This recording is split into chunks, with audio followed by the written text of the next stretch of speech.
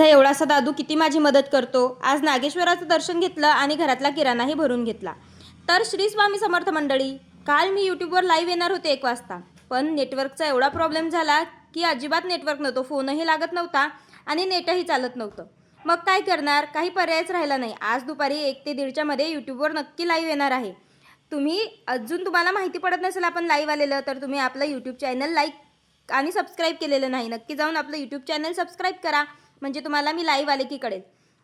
दादूला दुपारी छोटीशी भूक लागलेली म्हणून त्याला डाळिंब चिरून दिले आणि डाळिंब इतके लाल निघालेले ना, त्याला खूप खायला आवडतात आणि ही खिडकीतली त्याची आवडची जागा आहे। इथून बाहेरचे सगळे लोक वगैरे दिसतात, त्यामुळे तो खिडकीत उभं राहूनच बरेच खातो वगैरे आणि तिथं बराच वेळ असतो। मी स्वयंपाक बनवतो। मी कोथिंबीर निवडून घेतलेली, ती डब्यामध्ये एका मस्त सुती याच्यात बांधून घेतली। आता 8 दिवस तरी मला कोथिंबीरीचं काही टेन्शन नाही। मग अहुंचा फोन आलेला, तयारी करून ठेव, किराणा घ्यायला जाऊ। पण त्याआधी त्यांना म्हटलं खवा तरी घेऊन येऊ। खवा आणायला गेलो। दादा खवा मोजेस्तोवर माझा दादू अशी मस्ती करत होता। आम्ही कुठेही गेलो तरी आमची मस्ती काही कमी होत नाही। मग पोहोचलो नागेश्वराच्या मंदिरामध्ये। खरं तर दादूलाच यायचं होतं मंदिरात, किती दिवस झाले त्याचं चाललेलं, नागेश्वराच्या मंदिरात चल, नागेश्वराच्या मंदिरात चल। म्हटलं चल बाबा मंदिरात जाऊ। आणि जसं आपण दर्शन घेऊ ना तसंच तो करतो। आता मी बघा घंटा वाजवले, त्यालाही घंटा वाजवायची होती। मी जसं दर्शन घेईल तसं त्यालाही करायचं होतं। असं म्हणतात ना, मुलं आपली कार्बन कॉपी असतात, सेम तसंच आमचा दादू ही माझी कार्बन कॉपीच आहे।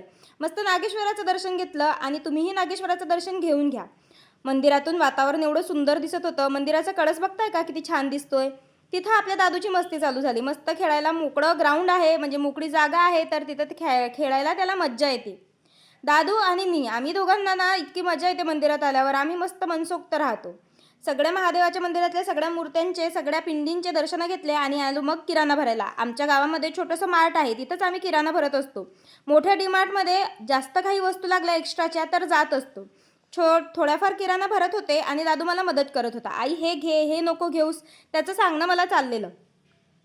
तो एवढा मध्ये मध्ये करतो ना, हे बघा आता सांगतो आई हे नको घेऊस, आई ते नको घेऊस। आणि तिथं बिल करायला गेलो तर स्वतःच वस्तू त्याला वर द्यायचे होते दीदीकडं।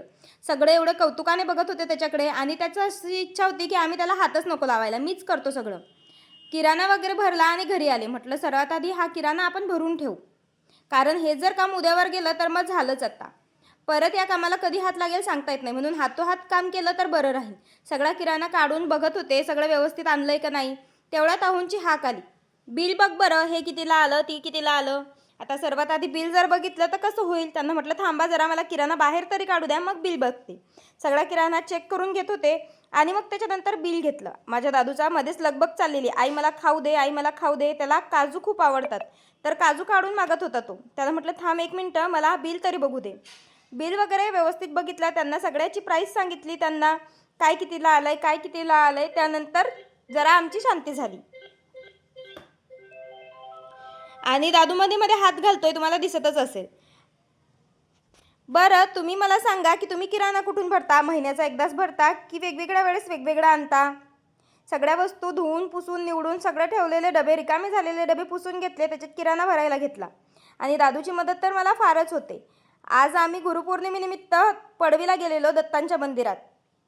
तो व्हिडिओ तुम्ही बघितला का, मला कमेंट करून नक्की सांगा।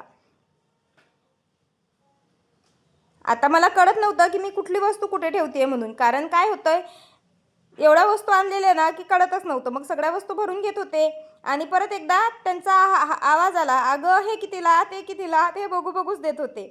चला आता मी व्हिडिओ येथेच एंड करते। तुम्ही व्हिडिओला लाईक, चॅनलला सबस्क्राईब करा। आपले व्हिडिओ आवडत असतील तर तुमच्या फॅमिलीलाही आपलं चॅनल सबस्क्राईब करायला सांगा। Bye bye.